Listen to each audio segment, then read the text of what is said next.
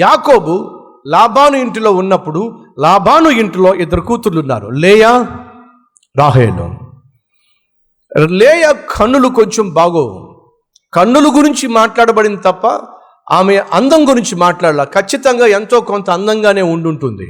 రాహేలు బహు సౌందర్యవతి, రూపవతి.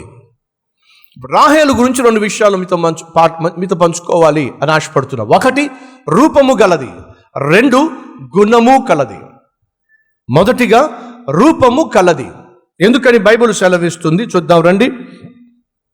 17వ వచనం, లేయా జబ్బు కండ్లు కలది, రాహేలు రూపవతియు సుందరినై ఉండెను.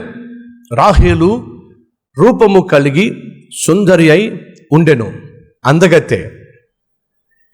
2, యాకోబు రాహేలును ప్రేమించి, నీ చిన్న కుమార్తె అయిన రాహేలు కోసము నీకు 7 సంవత్సరాలు కొలువు చేస్తా. అందుకు లాబాను, ఆమెను అన్యునికిచ్చుట కంటే నీకిచ్చుట మేలు, నా యొద్ద ఉండుము అని చెప్పాను. ఇప్పుడు యాకోబు రాహేలును ప్రేమించాడు. యాకోబు రాహేలును ప్రేమించినప్పుడు మొదటిగా ఖచ్చితంగా అతడు రూపాన్ని చూసుంటాడా లేకపోతే గుణాన్ని చూసుంటాడా మీరే చెప్పాలి. రాహేలును చూసినప్పుడు మొదటిగా ఆమె అందం కనిపించిందా, ఆమె గుణం కనిపించిందా యాకోబుకు? ఒక అమ్మాయిని సెలెక్ట్ చేసుకుంటున్నప్పుడు, తమ్ముళ్ళు ఒక అమ్మాయిని సెలెక్ట్ చేసుకుంటున్నప్పుడు లేదా ఒక అమ్మాయిని చేసుకోవాలి అని పెళ్లి చూపులకు వెళ్ళినప్పుడు ఏమి మీరు చూస్తారు? ఒక అబ్బాయిని మనం సెలెక్ట్ చేసుకోవాలి అని చెప్పి ఒక అబ్బాయిని సెలెక్ట్ చేసుకోవాలనుకున్నప్పుడు అమ్మాయిలు ఏమి సెలెక్ట్ చేస్తారు? దయచేసి వినండి.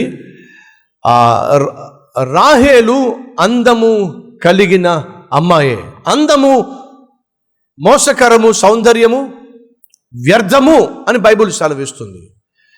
కానీ రాహేలు యొక్క అందము మోసపూరితమైంది కానే కాదు. చాలామంది అమ్మాయిలు కాస్త అందంగా ఉంటే చాలు, చాలామంది అబ్బాయిలు కాస్త అందంగా ఉంటే చాలు, ఇక వీళ్ళు ఏ పని పాట ఉండదు. ఇక అందంగా ఉంటే చాలు, ఎంతసేపు చక్కగా రెడీ కావాలి, చక్కగా తయారు కావాలి, చక్కగా రెడీ కావాలి, 10 మంది చూడాలి, అంతే తప్ప కష్టపడే తత్వం ఉందంటారా? కష్టపడి పనిచేసే తత్వం ఉందంటారా? రాహేలు అందగతే కానీ కష్టపడి పనిచేసేది. సరే, ఇప్పుడు నా ప్రశ్న, ఏ పని చేసేదో మీకు తెలుసా? ఎవరైనా ఊహించారా? రాహేలు కష్టపడి పనిచేసేది, అందగతే, నో డౌట్. మరి ఏం చేసేదో తెలుసా మీకు? చూద్దాం రండి. 9వ వచనము, అందంగా ఉంటే సరిపోదు, లోపల గుణం ఉండాలి. ఏమిటో చెప్తారండి. 9వ వచనము, అతడు వారితో ఇంకా మాట్లాడుచూ ఉండగా రాహేలు తన తండ్రి గొర్రెల మందను తోలుకొని వచ్చెను. ఆమె వాటిని ఏమిటది? మేపునది. దావీదు గొర్రెల కాపరి మనకు తెలుసు, మోషే దేవుడు కాపరి మనకు తెలుసు. కానీ దయచేసి గమనించండి, రాహేలు గొర్రెలను కాచేది, కష్టపడి పనిచేసేది. నేను తెల్లగా ఉన్నాగా, నేను అందంగా ఉన్నానుగా, ఎండలోకి వెళ్తే ట్యానింగ్ పడుతుందేమో, బయటికి వెళ్తే నల్లగా వస్తున్నారు, నా కలర్ పోతుందేమో, ఇలాంటి పనికి మాలిన ఆలోచనలు పెట్టుకోకుండా పనికొచ్చే జీవితము జీవించేది. అబ్బాయిలో ఎవరన్నా పెళ్లి చేసుకోవాలనుకుంటున్నారా? ముందు మీరు చూడాల్సింది కష్టపడుతుందా, కష్టపెడుతుందా, ఇది మీరు చూసుకోవాల్సింది. అలాగే చెల్లెళ్ళు ఒక అబ్బాయిని పెళ్లి చేసుకోవాలని ఆశపడుతున్నప్పుడు వాడు కష్టపడతాడా, కష్టపెడతాడా ఆలోచించండి. ఎందుకో తెలుసా? కష్టపడేది కష్టపెట్టదు, కష్టపెట్టేది కష్టపడదు. అబ్బాయినా అంతే, కష్టపెట్టేవాడు కష్టపడడు, కష్టపడేవాడు కష్టపెట్టడు. ఆమె రూపము గలది, ఆమె కష్టము గలది, కష్టపడేది, అంతేకాదు గుణము కలదే. ఈరోజు దేవుడు నీ జీవితంలో అదే కోరుతున్నాడు. నువ్వు కష్టపడే వ్యక్తిగా ఉండాలి, అప్పుడే కష్టపెట్టవు. గుణము కలిగిన వ్యక్తిగా ఉండాలి, అప్పుడు నువ్వు పనికి మాలిన పనులు చేయవు. పరిశుద్ధముగా జీవించాలి, అప్పుడే దేవుడు నిన్ను యాకోబు వలె దీవిస్తాడు, ఇశ్రాయేలు వలె దీవిస్తాడు. అడుగుతావా ప్రభువుని ఈరోజు? ప్రభువా, నీ చిత్తము నేను చేయాలి అనుకుంటే ఖచ్చితంగా నా జీవితంలో జరుగుతుంది నాయన.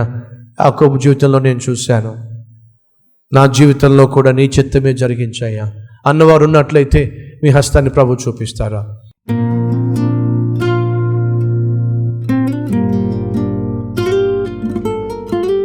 పరిశుద్ధుడు అయిన తండ్రి, సూటిగా స్పష్టంగా మాతో మాట్లాడాం.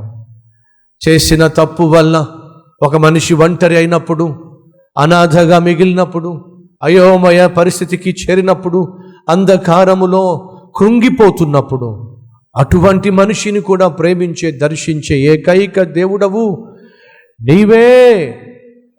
ఆనాడు యాకోబును దర్శించావు, మోషేను దర్శించావు, సౌలును దర్శించావు, అద్భుతంగా వారి జీవితాలను మార్చేశావు. ఈనాడు మమ్మలను దర్శించిన ఆయన మా జీవితములు కూడా నీకు అంగీకారముగా మలుచుకోమని మనవి చేస్తున్నాను నాయన.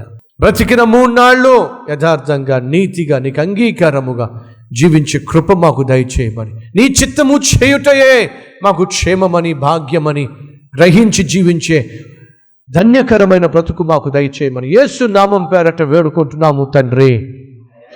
ఆమెన్.